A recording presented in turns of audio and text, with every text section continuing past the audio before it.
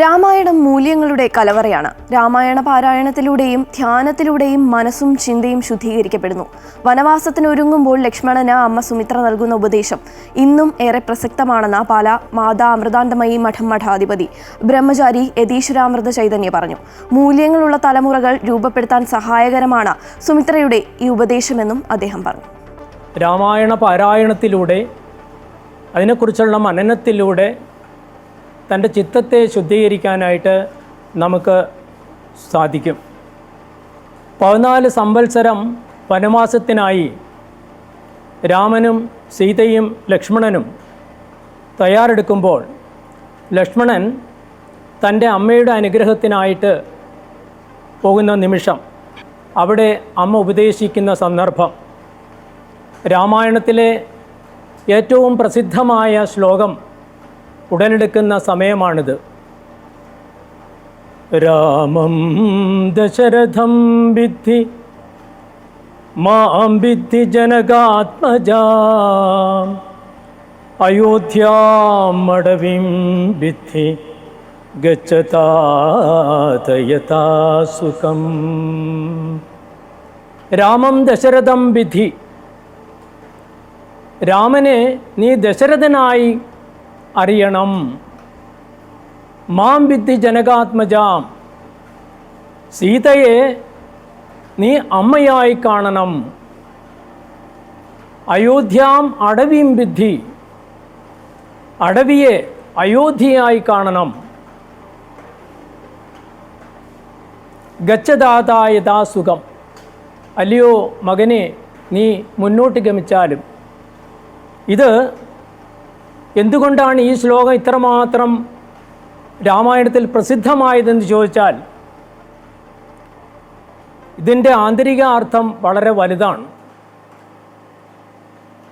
രാമം ദശരഥം വിദ്ധി, ദശരഥം എന്ന വാക്കിന് ശരീരമെന്നർത്ഥമുണ്ട്, ഈ പ്രപഞ്ചമെന്നർത്ഥമുണ്ട്. രാമൻ ഈ പ്രപഞ്ചത്തിൻ്റെ നാഥനാണ്. ഈ പ്രപഞ്ചത്തിന് മുഴുവനും ചൈതന്യം പകരുന്ന, പ്രപഞ്ചത്തിന് ഊർജം പകരുന്ന ഊർജ സ്രോതസ്സാണ് രാമൻ. ഈ പ്രപഞ്ചത്തിൻ്റെ നാഥനാണ് എന്ന് നീ അറിഞ്ഞുകൊണ്ട് നീ മുന്നോട്ട് ഗമിക്കുക, നീ സേവിക്കുക എന്ന് അമ്മ ഉപദേശിക്കുകയാണ്. അതുപോലെ ശരീരത്തിൻ്റെ ഉള്ളിലിരുന്നു കൊണ്ട് നമ്മുടെ പ്രാണങ്ങളെയെല്ലാം നിയന്ത്രിക്കുന്ന ആത്മാരാമനാണ് രാമൻ എന്ന് നീ അറിയണം. രണ്ടാമത്തത് മാം വിദ്ധി ജനകാത്മജാം, സീതയെ നീ അമ്മയായി കാണണം. രാമൻ ഈ പ്രപഞ്ചത്തിൻ്റെ നാഥനാണെങ്കിൽ സീത ഈ പ്രപഞ്ചത്തിൻ്റെ നാഥയാണ് എന്നറിഞ്ഞുകൊണ്ട് നീ സേവിക്കണം. ദേവിയായി കാണണം. മാം അമ്മയായി കാണണം. സീതയെ ദേവിയായും അമ്മയായും കാണണം എന്ന് പഠിപ്പിക്കുകയാണ്. അയോധ്യാം അടവിം വിദ്ധി, അയോധ്യ എന്ന വാക്കിനർത്ഥം യുദ്ധമില്ലാത്തിടം എന്നാണ്. ശാന്തിയുടെ, സമാധാനത്തിൻ്റെ ഇടമെന്നാണ് അയോധ്യയുടെ അർത്ഥം.